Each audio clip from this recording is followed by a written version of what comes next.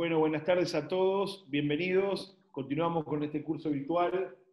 Muy contentos, mucha gente. Hoy tenemos los panelistas de siempre con los organizadores y tenemos una invitada muy destacada y especial que es Romina Bortoli, que es médica intensivista, coordinadora del equipo neurovascular del Hospital José María Culler, fue residente nuestra y hoy es staff, es diplomada en neurointensivismo en la Universidad Matías Delgado, miembro del Consejo Directivo del CLANI, Consejo Latinoamericano de Neurointensivismo.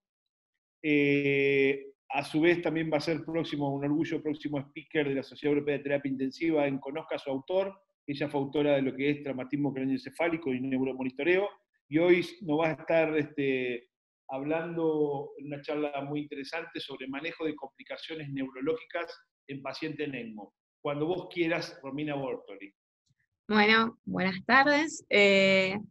Hoy voy a tomar un tema que la verdad que no está muy hablado, pero son las manifestaciones neurológicas, o sea, las complicaciones neurológicas en los pacientes con ECMO.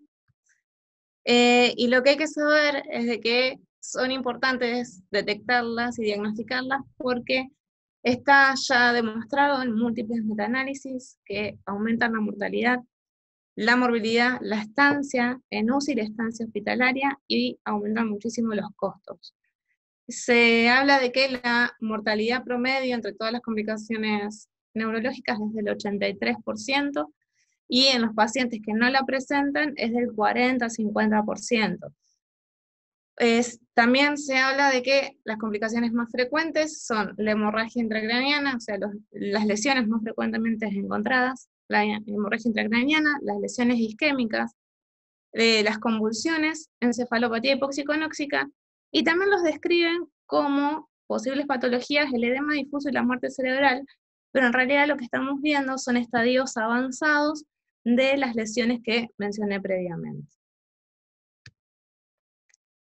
¿Por qué son tan frecuentes las lesiones neurológicas en un paciente que está en ECMO? Es por la fisiopatología de la lesión que lo llevó a requerir ECMO, y también por los cambios bruscos en la oxigenación y la disminución de la CO2 abrupta al realizar la conexión al circuito. Entonces, cuando un paciente llega previo a la canulación, se encuentra en dos estados o un estado mixto, en el cual está con hipoxia severa, en un estado de distrés severo, o en un shock cardiogénico severo, ya con un shock refractario. Entonces, lo que vamos a tener es una hipoxia o una hipotensión severa, que al conectar rápidamente se revierten estas situaciones. Entonces va a haber un aumento de la oxigenación, una disminución de la CO2 y un aumento de la tensión arterial de manera abrupta, lo cual va a causar a nivel cerebral, sobre todo el descenso de la CO2 va a causar vasoconstricción, y eso puede llevar a lesiones isquémicas, y el aumento súbito de la tensión arterial puede conducir a lesiones hemorrágicas. También hay que tener en cuenta que el sistema completo, o sea, las membranas, la cánula, la bomba, lleva a una reacción inflamatoria, ¿sí? En mayor o en menor medida. Y esto puede desencadenar una coagulopatía, favoreciendo los eventos embólicos. Y después, los pacientes que están en terapia con ECMO requieren anticoagulación, lo cual ya en este estado de respuesta inflamatoria va a favorecer que tengamos eventos hemorrágicos por esta anticoagulación. Bueno, la complicación neurológica más frecuente es la hemorragia intracraniana. Es la que más se diagnostica y se ha descrito en el 5% de todos los pacientes que recibieron terapia con ECMO. Es la que se asocia a mayor mortalidad, o sea, tienen un 96% de mortalidad, o sea, quienes tienen esta complicación, casi el 100% fallece. Se han encontrado factores de riesgo como el sexo femenino, el uso de anticoagulación con heparina, falla renal con creatinina mayor a 2, hemodiálisis y trombocitopenia. ¿Cómo se puede llegar a producir? ¿Cómo es la fisiopatología de esto? es que previo al inicio de ECMO, probablemente por la hipoxia o la hipotensión, haya tenido lesiones neurológicas previas, que esto produce alteraciones en la barrera hematoencefálica, alteración en la autorregulación cerebral, provocando hiper o hipotensión, o sea, provocadas por la hipo o hipertensión, y también la hipoxia severa. Entonces, al restituir el flujo, favorece la lesión hemorrágica. En cuanto a las lesiones isquémicas, también son frecuentes, se describe cerca del 5%, al igual que la hemorragia, pero son levemente menos frecuentes. La mortalidad media de los pacientes que tienen una lesión isquémica durante la terapia con ECMO es del 50%, pero puede llegar, perdón, es del 86%, pero siempre tienen una mortalidad mayor al 50%, o sea, mayor a la media de los pacientes con ECMO. Y los sobrevivientes tienen mayor estadía hospitalaria, probablemente, aunque no está descrito, sea por las secuelas neurológicas que esto conlleva. Los factores de riesgo, el único que se ha asociado con lesiones isquémicas es que hayan tenido un ácido láctico más elevado previo al inicio del ECMO. Esto quiere decir que se asocian más a la hipoperfusión o a la hipoxia severa previa a la canulación. Como les decía, la patogénesis de las lesiones isquémicas es por pérdida de la autorregulación cerebral y por los cambios abruptos de la PO2 y la PCO2, que tanto la hiperoxia como la hipocapnia provocan vasoconstricción cerebral en un cerebro ya previamente afectado por la hipoxia, pueden llevar a una lesión isquémica. También hay que tener en cuenta las posibles causas embólicas, que están descritas: la disección arterial retrógrada en los pacientes con ECMO venoarterial, la cardioembolia o también la embolia aérea secundarios a las burbujas en el sistema. En cuanto a las lesiones isquémicas, les decía, o sea, hay dos presentaciones que son bien distintas. Están los infartos de zona o watershed o infartos hemodinámicos, que se producen en las áreas de confluencia de dos territorios arteriales cerebrales. O sea, en la confluencia o entre la arteria cerebral media y la arteria cerebral anterior, o entre la cerebral media y la cerebral posterior. Entonces son infartos limítrofes. Y también están los infartos por eventos trombóticos, que pueden ser secundarios a trombos intracavitarios, embolias paradójicas o embolias aéreas también paradójicas. Esto, para aclarar, esto es una imagen típica de un paciente con un infarto hemodinámico. Fíjense que se encuentra bien en la confluencia de los territorios. Esto se asocia a muy mal pronóstico porque significa que o la hipoxia o la hipotensión o ambas fueron muy severas y la lesión neurológica va a ser severa también. Bueno, en cuanto a las convulsiones, es una de las menores, reportadas. Supuestamente es una de las complicaciones neurológicas menos frecuentes. Se asocia a una mortalidad cercana al 40%, pero hay que tener en cuenta que muy pocos estudios la describieron. Fueron hallazgos cuando un paciente se encontraba con una convulsión tónico-clónica o clínicamente evidente, se registraba. Si no, no era buscada activamente. No había monitoreo continuo de electroencefalograma. La posible patogénesis es la de todas las lesiones previas. Un cerebro que recibió un daño neurológico y sobre todo cortical, va a llevar a que tenga una posibilidad de convulsiones. En los estudios no se describieron qué tipo de convulsión era, cuánto duró, si tuvo presencia o no de estatus epiléptico, así que no sabemos tampoco qué severo fue el cuadro. Y también, bueno, como les decía, fue infradiagnosticado porque no hay protocolos de screening.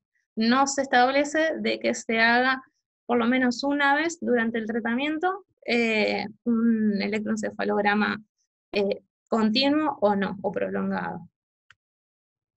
Bueno, en cuanto a la encefalopatía hipóxico-isquémica, se asocia mucho al hallazgo también de muerte cerebral y se reportó en el 50% de los pacientes. La mortalidad de la aparición de encefalopatía hipóxico-isquémica es del 100%, porque es la expresión más severa de los infartos de zona, ¿sí? Es un cerebro que recibió hipoperfusión o tuvo una hipoxia severa, por lo cual tiene una lesión neurológica difusa y severa también. No se puede establecer, porque generalmente estos pacientes están muy inestables, si la lesión ocurrió previa, durante o posterior al ECMO, y son muy difíciles de diagnosticar porque no hay consensos establecidos para hacer diagnóstico. A todo esto hay que saber de que para encontrar las complicaciones neurológicas hay que buscarlas. Entonces hay que ver con qué herramientas contamos para poder evaluar, para hacer una evaluación neurológica en un paciente que esté en ECMO. Primero y principal, y lo que más nos va a aportar información, es el examen neurológico.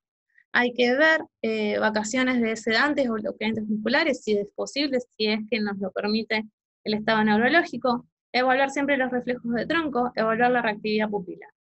Después, en cuanto al monitoreo neurológico, contamos con distintos elementos de monitoreo que nos van a permitir evaluar el paciente. Pupilometría digital, Doppler transcraniano, el diámetro de la vaina de nervio óptico para evaluar si tiene o no hipertensión intracraniana, el NIAR infrared, que va a medir con espectroscopía cercana al infrarrojo la saturación cerebral, el electroencefalograma continuo o intermitente o prolongado, y los potenciales evocados. Y en cuanto a los estudios por imágenes, contamos con la tomografía y la resonancia magnética.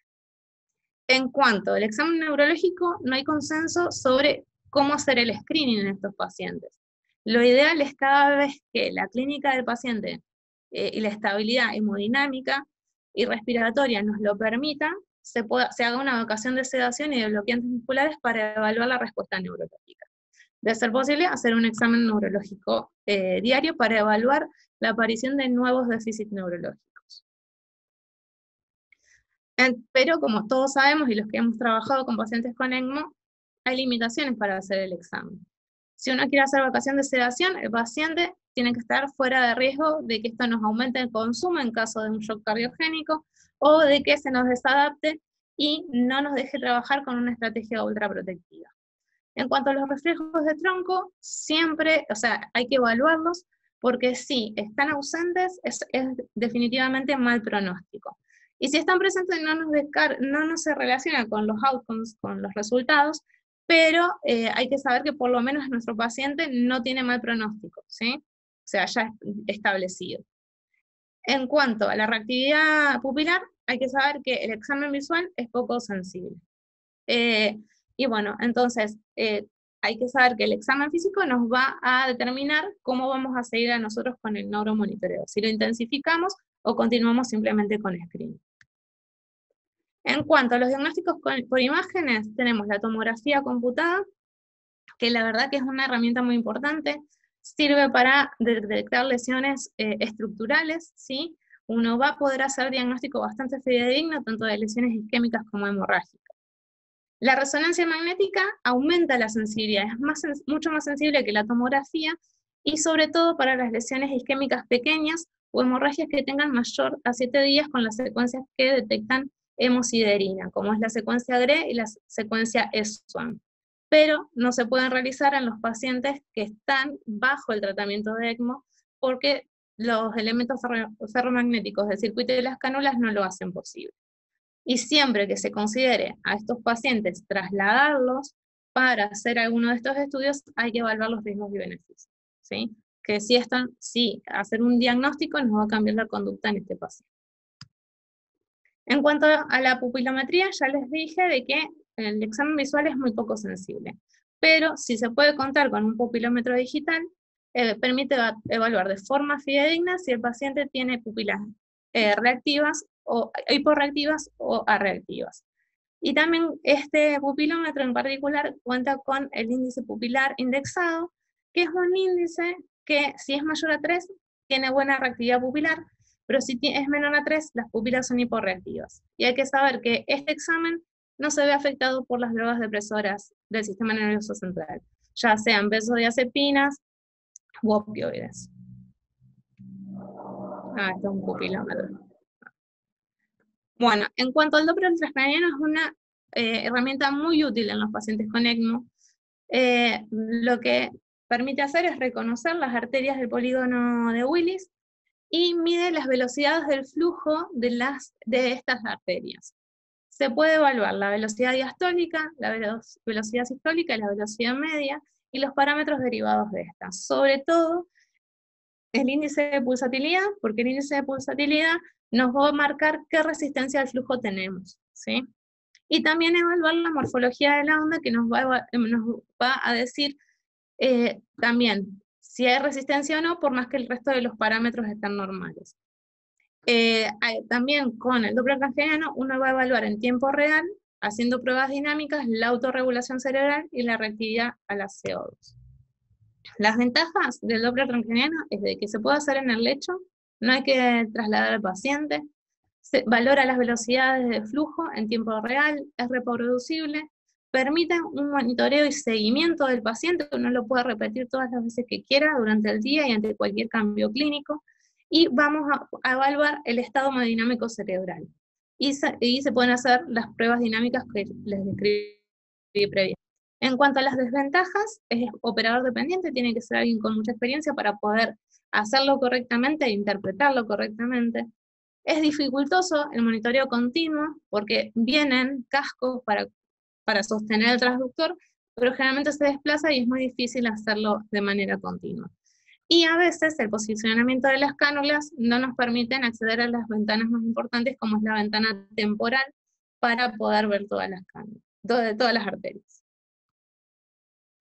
¿Qué es importante detectar con Doppler transcraniano en un paciente que esté con ECMO venovenoso? Bueno, es importante siempre buscar que los flujos sean simétricos. O sea, si hay una alteración del flujo en uno de los hemisferios o en una de las arterias en particular, hay que pensar en alguna complicación, ya sea o un efecto de masa por una hemorragia intracraniana o una hipoperfusión de secundaria a un infarto.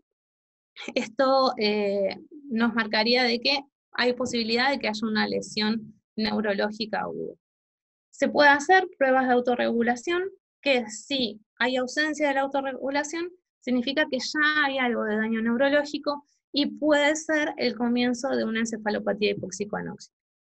El IP, el índice de pulsatilidad, hay que ver que esté normal y ver cómo varía.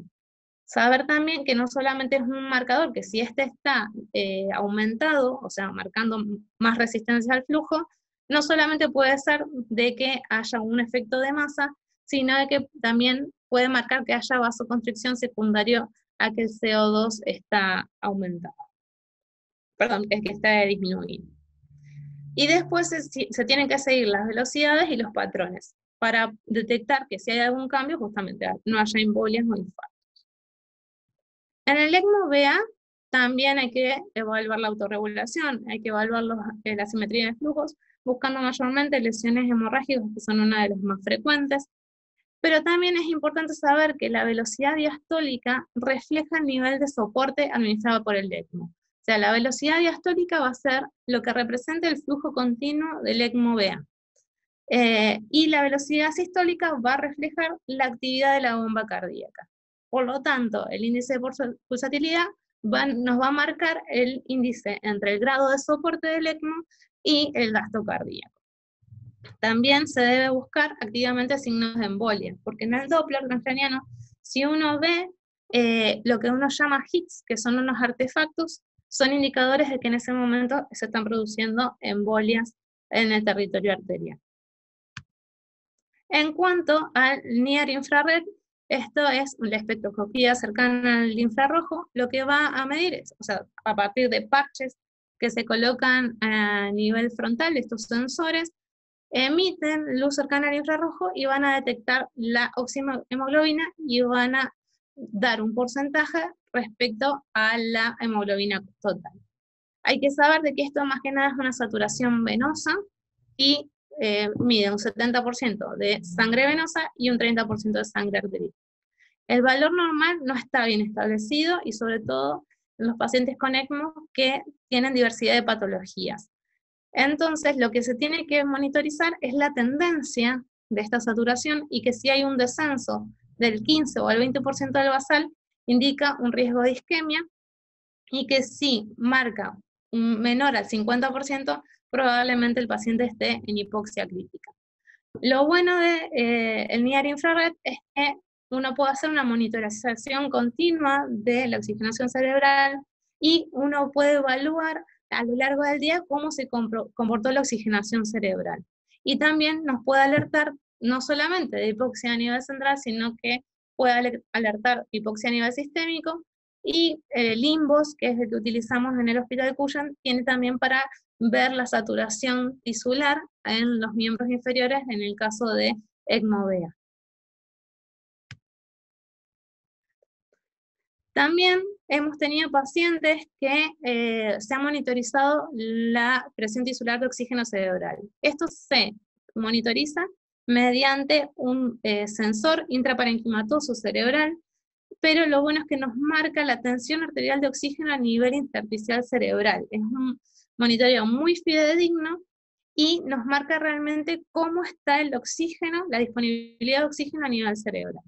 No está recomendado que se le indique a los pacientes con ECMO, pero sí considerarlo en pacientes que requieren ECMO y que tengan otra patología de base. Por ejemplo, en un paciente que tenga un traumatismo de cráneo grave en conjunto con un distrés secundario a una patología traumática o una contusión pulmonar severa que requiera ECMO por esto, o una hemorragia subaracnoidea que complique con un shock cardiogénico secundario a la descarga catecolamíntica, ¿sí?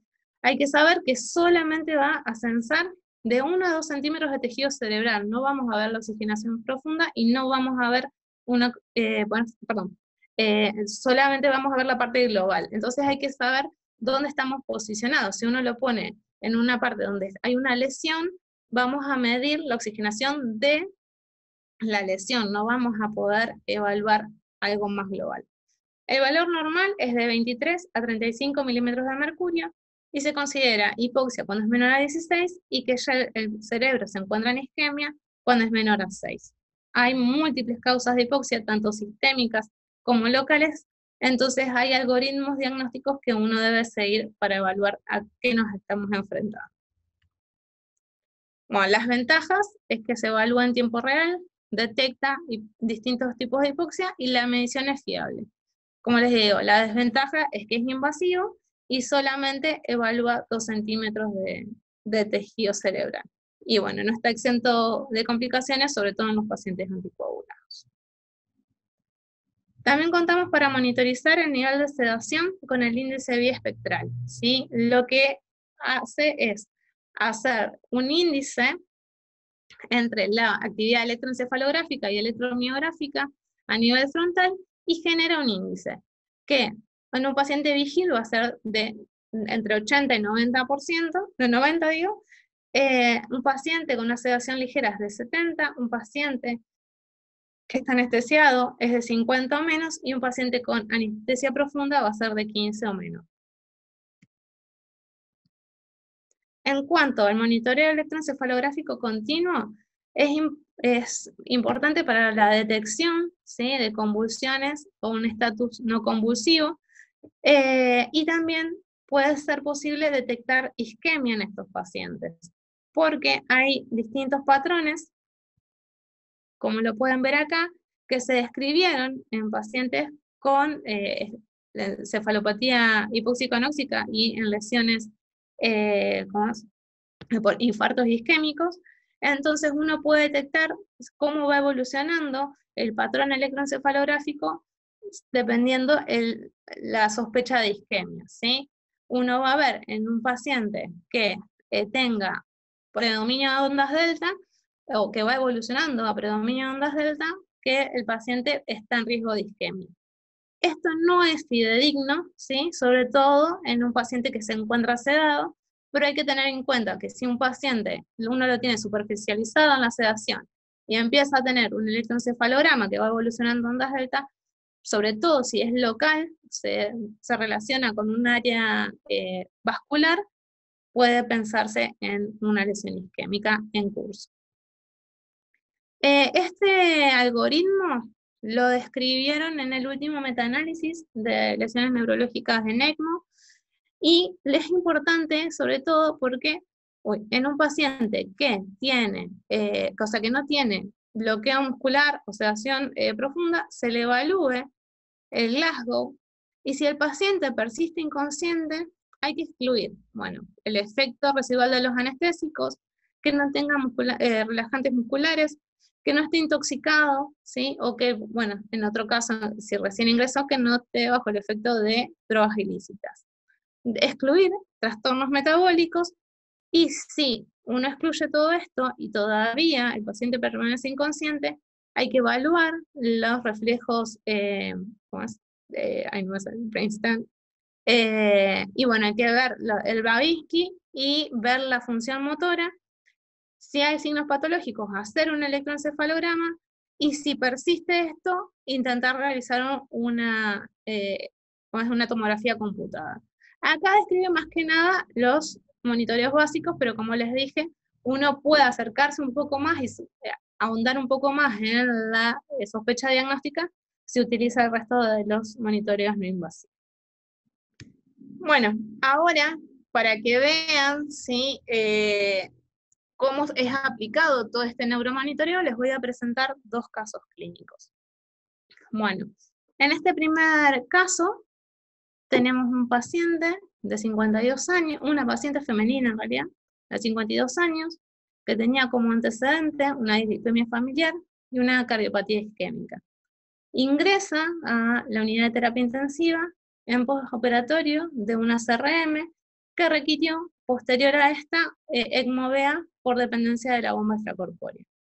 En el postoperatorio se logra hacer una ventana de sedación y se evalúa una buena respuesta neurológica. Esta es una foto, ¿sí?, de la paciente en la cual vemos que requirió también óxido nítrico, estaba en ECMO venoarterial y la estábamos monitorizando con NIAR infrared. Bueno, acá era lo que les decía, se la monitorizó con examen neurológico y ventana de sedación, se le colocó el NIAR infrared y se le hizo Doppler transcráneo nuclear. Lo que se evaluó durante la evolución es de tener un Doppler simétrico, ¿sí?, al ingreso, con buena respuesta neurológica, la paciente empieza con encefalopatía hipoactiva, se ve una disminución de la saturación en el NIAR infrared a nivel bifrontal, y lo que se evalúa es de que en toda el área del territorio anterior, ¿sí?, presente hipoflujo, que es mucho menor de lo que tiene en el lado derecho. Capaz que no lo pueden ver, pero lo que se ve es de que del lado izquierdo, la arteria cerebral media tiene una velocidad de 12 para un normal mayor entre 55 y 65, y el IP, que su valor normal es de 0,6 a 1,1, es de 0,32. Entonces, acá lo que hay es un flujo crítico, ¿sí?, con riesgo de isquemia. En la evaluación completa de la paciente, lo que se puede ver es de que se le hace un Doppler de vaso de cuello y se ve una lesión, ¿sí?, ateroesclerótica que parecía tener un flujo crítico, que se le realiza Doppler, pero no se puede evaluar la severidad con los diagnósticos habituales por el flujo laminar del ECMO, pero impresionaba una lesión crítica.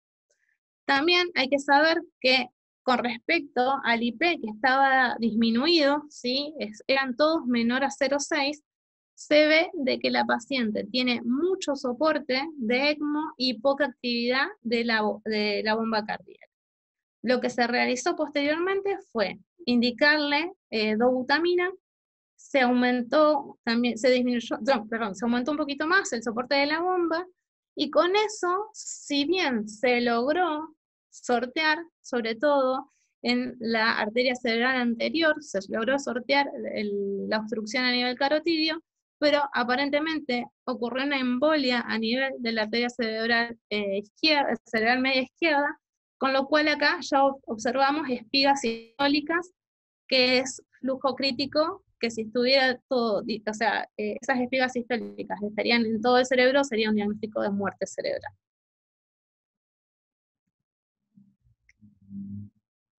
Bueno, respecto al caso clínico 2, lo que hicimos es monitorizamos un paciente de 42 años sin antecedentes patológicos conocidos, que ingresó a otra institución con un TEC grave, Marshall II, que requirió monitoreo de PIC, que necesitó tratamiento para hipertensión intracraniana, y posteriormente, al 5.º día, complica con una neumonía asociada a ventilación, que evolucionó con estrés severo y con falla cardíaca. Fue derivado al Hospital Cuyem para colocación de ECMO veno-arterial. Acá se puede ver el paciente, y lo que hicimos, acá se ve bien cómo lo estuvimos monitorizando, y lo que hicimos fue una monitorización bien estrecha, ¿sí? Se le colocó el NIAR infrared, se le hizo electroencefalograma continuo por unos movimientos que se sospechaban que podían ser convulsiones tónico-clónicas. La PIC invasiva se retiró porque no teníamos un monitor compatible, por lo cual se decidió realizar seguimiento de la presión intracraniana de manera no invasiva con Doppler transcraniano y vaina de nervio óptico. En cuanto a la evolución de este paciente, a lo largo de los días, mejoraron los signos de hipertensión intracraniana. La vaina de nervio óptico era menor era de 5,7 para una previa que era de 6,2, o sea, el valor normal de la vaina de nervio óptico es de 5,5, pero uno tiene que evaluar la tendencia y la verdad que venía en franca disminución. El Doppler transcraniano se observó que al principio tenía autorregulación abolida del lado izquierdo, y luego la recuperó, y al NIAR infrared no tuvo ningún evento de desaturación a lo largo de los días.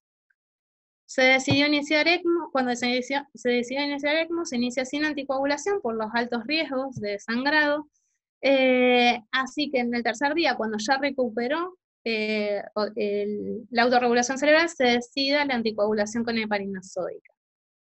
En el 6.º día, por mejoría del cuadro clínico, se procede con un weaning exitoso de ECMO, se le baja la cantidad de sedantes, se observa una buena respuesta neurológica, tenía algo de encefalopatía hipoactiva, pero respondía a órdenes, y se le hace una ecografía post-canulación como protocolo, donde se observa una trombosis de la vena yugular derecha y una trombosis en la vena femoral derecha también. En el tercer día post-canulación, se nota un empeoramiento de la encefalopatía hipoactiva. En el Doppler transcraniano hay un aumento franco de los IP en la arteria cerebral media y la arteria cerebral anterior izquierda, y se le hace como prueba un bolus de manitol con mejoría de estos flujos. Luego de 4 horas posteriores al tratamiento de manitol, se le realiza un nuevo Doppler transcraniano en el cual hay un empeoramiento franco. O sea, lo que uno ve acá es de que casi no tiene diástole en todo el lado derecho. En la cerebral posterior, la cerebral media, en la cerebral anterior, todos tienen una diástole muy baja, y esto quiere decir un aumento de la presión intracraniana, muy probablemente, con hipoflujo y riesgo de isquemia, ¿sí? Que también lo tiene del lado derecho, pero no está enmarcado. Con estos hallazgos, con el paciente ya decanulado, se decide hacer una tomografía, en lo cual uno observa múltiples lesiones de isquemia. ¿Sí? Bueno, por lo cual se decide hacer un ecocardiograma transesofágico, y lo que se ve es un coágulo un trombo a nivel de la aurícula derecha, y no tengo imágenes acá, pero se hizo diagnóstico de un foramen oval permeable. Lo que estamos evidenciando es una embolia paradójica. Bueno, continúa la evolución. Lo que se hace diagnóstico es un infarto hemisférico maligno del hemisferio dominante, evoluciona posteriormente con anisocoria, y finalmente el paciente fallece.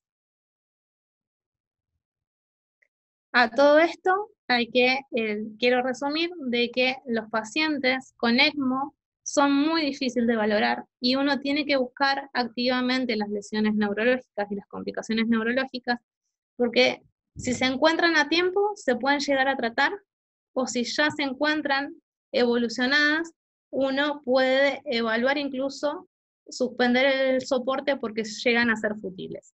Entonces, tanto, o sea, el médico como la institución, perdón, el paciente como la institución se pueden ver beneficiados si uno los encuentra precozmente. Eso sería todo. No sé si tienen preguntas. Bueno, hay unas preguntas, Leo, ¿las haces vos? Dale, dale, muchísimas gracias por la charla. Realmente creo que fue magnífica. Demostrar todo esto en tan poco tiempo, nosotros generalmente cuando empezamos con ECMO, empezamos con el algoritmo que mostraste, que es más bien básico, y tal vez uno no utiliza todas las herramientas que realmente tenemos. Quería hacerte una pregunta hay dos preguntas creo, que si querés las hacemos en vivo. ¿Qué Sí. rol le das al Doppler transcraniano y al Doppler de cuello con el flujo prácticamente continuo? Porque, ¿qué mirás? ¿La velocidad media o la velocidad diastólica? ¿A qué le das importancia? No, se debe evaluar la velocidad media, o sea, a pesar del flujo continuo, se debe interpretar, ¿sí? Que un paciente en ECMO-BA va a tener un flujo laminar, un flujo continuo de base, y ese va a ser el nivel de soporte que está recibiendo del ECMO. Pero el resto, o sea, uno tiene que evaluar respecto a la bomba, y si uno tiene alteración de la autorregulación, lo que va a haber es más que nada alteraciones en la simetría de los flujos, porque excepto que uno tenga una encefalopatía hipóxica anóxica severa, las lesiones son focales, o son por embolia, o son por infarto, o son una hemorragia, y generalmente uno ve alteraciones focales. Por eso es muy importante el Doppler basal, si es posible previo a la canulación, y después hacer un seguimiento diario. Perfecto. Respecto de preguntas, te voy haciendo las del público. Una dice, si se detecta una hemorragia cerebral, ¿por cuánto tiempo se debe suspender la anticoagulación si está en ECMO y no se puede destetar aún? Y dependiendo de la severidad de la hemorragia cerebral, hay que ver si ese paciente ya no tiene pronóstico. O sea, el 96% de los pacientes que complican con una hemorragia cerebral fallecen, y no sabemos qué secuela tienen el resto del 4%. Entonces uno ahí, con un paciente con una hemorragia cerebral, excepto que sea muy pequeña, tiene que evaluar si uno está siendo fútil con el tratamiento primario y principal. Después, si es un paciente joven y que tiene una hemorragia pequeña que se detectó precozmente, se suspende directamente la anticoagulación, hay que seguir sin anticoagulación, y dependiendo de la lesión hay que evaluar si tiene que ir a neurocirugía, porque generalmente esas lesiones se extienden. Es en un paciente inestable, plaquetopénico y que estuvo recibiendo anticoagulación. Entonces hay que evaluar la posibilidad de cirugía. Bien, lo otro creo que siempre lo decimos, que cuando el paciente sangra, justamente el cerebro es de los que tiene peor pronóstico, es importante tratar de sacar el ECMO en lo posible, ¿no? Porque es una membrana extracorpórea que necesita anticoagulación, y en caso de no poder, tratar de mantenerlo con alto flujo, en el caso venoarterial, porque cuando se empieza a trombosar la membrana, generalmente es cuando tenemos flujos menores de 2 litros. Entonces creo que es importante tratar de destetarlo y en caso de no poder mantener flujos elevados, porque es un paciente que no vamos a poder anticoagular. Creo que eso es clave respecto a la máquina. A ver, no sé si hay alguna otra. Sí, ahí dicen, sacando los casos de emergencias, ¿qué chances hay de evaluar neurológicamente a los pacientes previos a la colocación de ECMO? Con la idea de prepararnos para posibles complicaciones. Y si se puede evaluar neurológicamente, cuáles son los menos de los casos. O sea, un paciente en distrés tiene que estar sedado o bloqueado. O sea, si se llevó al ECMO, ese paciente tiene que estar totalmente acoplado al ventilador. Y después, en los pacientes con shock cardiogénico, excepto que se haya programado y se haya podido lograr un buen flujo con alta dosis de aminas, o sea, de vasopresores, recién ahí vamos a poder evaluar la parte neurológica. Es muy difícil hacer un examen neurológico previo a la canulación. Si se puede hacer, sería lo ideal si uno tiene el basal, pero es el menor de los casos. Bien. Otra pregunta es, dice, ¿cuándo dejan, Karina, de sedar al paciente? Cuando el consumo de oxígeno está normalizado y cuando la CO2 está normalizada. ¿Cómo sería la pregunta? Principalmente, ¿cuándo dejamos de sedar al paciente? Esa es la primera pregunta que hace Karen. Y sí, cuando el paciente ya el consumo está estabilizado, se intenta destetar de los sedantes. Pero fuera de eso, de winear de la sedación, también se tiene que evaluar, hacer una vacación de sedación. No quiere decir que le saquemos todos los sedantes, por lo menos una vez al día, si es posible y si no nos va a afectar el tratamiento del paciente. O sea, una cosa es la vacación de sedación y otra es retiro de los sedantes. Bien. Después una buena pregunta, Leo. Sí. En cuanto a las complicaciones neurológicas, ¿en qué situaciones decides suspender el soporte? Esta es una pregunta muy buena porque nosotros hemos tenido un paciente hace poco en ECMO COVID que hizo una hemorragia cerebral y decidimos suspender el soporte porque tenía realmente una hemorragia muy grande y mucho edema cerebral y creímos que era fútil. Pero es una muy buena pregunta, ¿cuándo yo suspendo el soporte? Porque yo qué decía, la parte respiratoria está bárbara, pero tiene una hemorragia cerebral. Entonces, ¿qué hago? O sea, se suspende el soporte cuando el pronóstico de la lesión neurológica es trágico, o sea, es cuando ya hay una hemorragia intracraniana que tiene más de 50 centímetros cúbicos, que desplaza línea media, o que tiene un edema con compresión de cisternas, o ya con surcos totalmente borrados, que una encefalopatía hipóxico-anóxica que tiene totalmente borrada la diferenciación blanco-gris a nivel global. En esos pacientes hay que suspender el tratamiento, como también se consideraría en cualquier otra patología y cualquier otro soporte en un paciente con ese tipo de lesiones. Y Romina... ¿Esperan, perdón, un electroencefalograma plano, una muerte encefálica, o directamente te basás en estos signos de mal pronóstico? Porque eso realmente es bioética pura, ¿no? Sí, nosotros nos basamos más en los signos de mal pronóstico, porque capaz que este paciente no evolucione a muerte encefálica, pero va a quedar con una secuela severa, o sea, si tuvo compresión de cisternas, el paciente va a quedar con un estado vegetativo persistente. Entonces, principalmente se tendría que considerar suspender el soporte en los pacientes con mal pronóstico en general, por más que no vayan a evolucionar a muerte encefálica. Yo tengo una pregunta. Perdón, Ávila. Néstor, quiere preguntar. Disculpa, probablemente ya haciendo pie con lo que te preguntaron previamente, que es motivo de controversia y de formación de protocolos en los centros ECMO. Los criterios de diagnóstico de muerte encefálica en un paciente con ECMO, sobre todo en aquellos países en donde está legislado la posibilidad de donación con este medio de soporte, ¿no? Bueno, el diagnóstico de muerte encefálica en un paciente con ECMO veno arterial no se tiene que hacer por un estudio de flujo, ¿sí? Porque el paciente va a seguir con flujo. Puede seguir con flujo y tener una encefalopatía hipóxico-anóxica severa y un electroencefalograma plano. Entonces, se sugiere que no se utilicen estudios de flujo, pero en el venoso se hace por protocolo exactamente igual. O sea, no habría ningún problema. Te quiero hacer una pregunta. Sí. Yo soy Mirta Díez, ¿cómo estás? Hola Mirta, un gusto. En primer lugar, agradecer, porque realmente la charla fue excelente, súper completa, y justamente vos nos hablaste de un montón de test diagnósticos. Vos sabés que a lo mejor eso no está disponible en todos los centros, poder hacer todo. Entonces yo te quería preguntar para vos cuál es la evaluación neurológica diaria que debemos hacer al paciente. ¿La clínica te parece suficiente? ¿Te parece que sistemáticamente habría que sumar un método complementario? La clínica sola, vamos a llegar tarde en el diagnóstico, ese es el problema. Cuando ya haga clínica, el paciente va a estar afectado con una afección neurológica severa.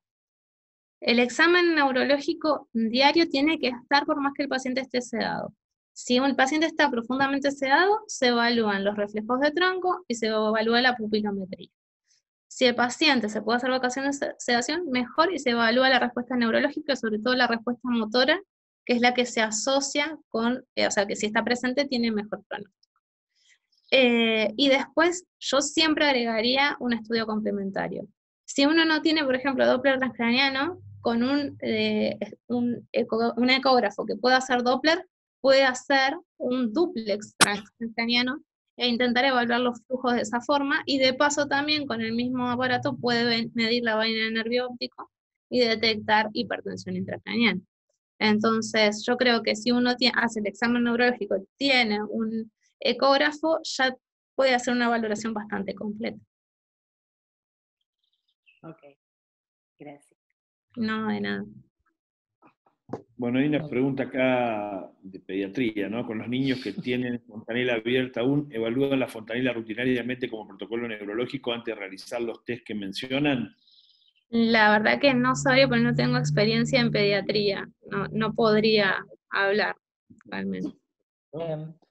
Después hay una del Doppler transcraniano, que preguntan si se aplica el score TIVI en el Doppler transcraniano de igual forma en pacientes con ECMO. Para evaluar lesiones, obstrucciones intracerebrales es muy útil, ¿sí? Así que sí, se utiliza y se usa como guía. Es más que nada utilizado en los pacientes que tuvieron un stroke y se evalúa revascularización luego del RTPA, pero uno puede tener una valoración clínica a través de TIVI también. Bien, perfecto. No sé si quedaron alguna pregunta más. Hay una neuroquirúrgica que preguntan si es compatible una cirugía neurológica por hemorragia durante ECMO, es decir, ¿cómo hacemos para drenarlo? En grandes centros se lo traslada a quirófano y se drena, ¿sí? Hay que evaluar lo mismo que para los estudios tomográficos o de resonancia. Ver qué beneficio tiene este paciente de una cirugía, de realizarse la cirugía, y ver qué riesgos tiene el traslado. O sea, se puede hacer, algunos centros lo hacen, siguen teniendo mal pronóstico los pacientes y tienen altas secuelas neurológicas, pero hay que evaluarlo en cada caso en particular. Bien. Bien. ¿Han hecho craniectomía descompresiva como centro de referencia de trauma? De curiosidad. No, o sea, en No ECMO, debe ser terrible. En ECMO. en ECMO no hemos hecho ninguno todavía. Y acá lo que decía Néstor de cómo se realiza el diagnóstico de muerte encefálica bajo ECMO, o sea, todo depende de la legislación de cada país y todo, ¿no? Por supuesto. Eso ya fue contestado, me parece. Sí. ¿Alguna otra pregunta más? Sí. ¿Queda alguna otra pregunta más? A ver, déjame ver. La valoración neurológica, dicen acá, ¿quién la debe realizar? O sea, de preferencia que sea el médico, y si puede ser el mismo médico todos los días, sería lo ideal, porque va a detectar cambios sutiles y va a evaluar al paciente todos los días. Después puede intervenir un neurólogo, puede intervenir un neurocirujano para valorarlo, pero lo ideal es que siempre sea el mismo médico, que se realice todos los días y que esté sistematizado. Bien. Bien. No sé si hay alguna. Quería hacerte una pregunta, Romina, si se puede, de un caso que tuvimos recientemente, que justo estaba hablando con el paciente, es decir, que por ahora viene con buen final. Un paciente que pusimos en ECMO post-paro, paciente post-cateterismo, 3 vasos, a los 10 minutos de paro nos avisan, activamos el ECMO Team, lo conectamos, digamos, en ECMO en paro, tuvo 10 minutos hasta la canulación y estar en ECMO. Wow. Y la verdad que nunca salió el paciente, estaba en ECMO pero no abría la válvula. Entonces era lesión de tronco severa, un chico joven, dislipemia familiar, CRM, toda la familia de los 30 años, y lo que se hizo, dijimos, bueno, ponemos un balón para abrir la válvula, pero no movía nada, y en paralelo, hemodinamia, en ECMO, abrió el tronco. Abrió el tronco, la DA, la circunfleja, le pusieron como 5 stents, y finalmente, cuando se abre el tronco, empieza a latir, obviamente empieza a abrir la válvula. Ese paciente lo tuvimos, creo en ECMO lo habremos tenido 5 días, 6 días, todo bárbaro. Venía respondiendo bien hasta que de repente no tenía una buena respuesta neurológica, no se estaba despertando. Le hacemos la tomografía y vemos una hemorragia subaracnoidea que tenía como volcado ventricular, era más bien la parte baja y tronco. Así que bueno, nosotros como en el ICUA somos cardiovascular puro, decidimos derivarle a un centro con neurointensivismo, Y bueno, lo que se veía era que había hecho una obstrucción carotidia o tenía como algo isquémico cerebral, que eso se había visto en la tomo, y que la hemorragia subaracnoidea era medio secundario a la anticoagulación, pero que las lesiones principales eran isquémicas. La realidad es que el paciente se despertó, se pudo extubar, tenía una paresia leve brachiocrural y ahora prácticamente estaba yéndose de alta de hoy. Estamos coordinando el turno por ambulatorio, un BI severísimo recuperó, ahora es un BI leve, 55% de FEI, y parece que tiene solo una paresia leve braquial, lo vemos la semana que viene porque estuvo en un centro polivalente, y gracias que se pudo estetar todo, la hemorragia subaracnoidea nos dijeron que se fuera absorbiendo de a poquito. Y bueno, quería preguntarte en este caso, ¿qué hacen ustedes con estos pacientes que tienen lesiones isquémicas, que tienen lesiones hemorrágicas? ¿Les hacen algún tipo de monitoreo? ¿Son más invasivos? ¿Cuál es el manejo de ustedes con estos pacientes? Acá en este paciente, por cómo se comportó y seguramente porque es joven, habrá tenido autorregulación cerebral conservada y se ha podido defender de esa hipertensión intracraniana durante la hemorragia, pero seguramente fue por su complacencia cerebral. O sea, los pacientes jóvenes tienen cerebros más complacientes. En un Doppler transcraniano seguramente uno evaluaría de que los flujos siguen presentes, que están bien, que están simétricos, pero lo más probable es que esa hemorragia subaracnoidea haya sido secundario a una transformación hemorrágica de la parte isquémica, o sea, debido a la anticoagulación. Muy probablemente lo que lo habrá salvado al chico es de que haya sido vuelco ventricular y que no haya sido una lesión expansiva también. Sí. Entonces, hay que evaluarlo. Yo generalmente me guío más por el neuromonitoreo que por la lesión, porque podés tener una lesión totalmente catastrófica, pero si el paciente y su cerebro y su complacencia logran defenderse, tiene buen pronóstico. 34 años y los factores que nombraste, lo único que tenía era el tratamiento antitrombótico, pero el problema era que tenía múltiples stents, por lo que además requería la doble antiagregación. Y a priori estaba en plan puente a trasplante, pensamos que no iba a recuperar y recuperó el corazón. Realmente nos llamó la atención cómo terminó siendo puente a recuperación. Pero bueno, tuvimos esa complicación que creo que la doble antiagregación con la anticoagulación, aunque haya sido joven, masculino, sin falla renal, sangró igual, digamos. Sí. Pero son Y pacientes muy complejos. plaquetopenia tampoco presentó. No recuerdo ahora, había sido leve, no había sido una plaquetopenia severa, pero sí estaba con aspirina, clopidogrel y heparina, porque los stents tenían mal flujo y no queríamos suspender porque se le iba a tapar realmente todos los stents y iba a ser un problema. Creo que lo isquémico y lo hemorrágico en estos pacientes son clave, el riesgo. Sí. Bueno, en eso es importante el neuromonitoreo, porque te va a marcar el pronóstico del paciente. O sea, si uno ve un buen flujo, por más que tenga esa lesión tan catastrófica, te guía más a seguir peleando por el paciente que de suspender el soporte. Seguro. Bueno, no sé si hay alguna otra pregunta, Néstor o Rafael. Me parece que fue una charla muy buena. La verdad que no sé si queda alguna pregunta, por lo menos los mismos que queden preguntas en los grupos. No sé si Mita, Néstor, alguien quiere aportar algo más. Me parece que como una cosa importante, cuando hay lesiones neurológicas en ECMO, realmente, como dijo Romina, el pronóstico es muy malo. Siempre es muy malo y generalmente la gran mayoría de los pacientes se muere. Esto es lo que nosotros vemos y un porcentaje muy pequeño no, que es estos pacientes jóvenes que tienen una gran tolerancia y tienen reserva. Me parece que como concepto esto, el neuromonitoreo es muy importante, pero cuando la lesión ya aparece y es sintomática clínicamente, ya la cosa está muy mal.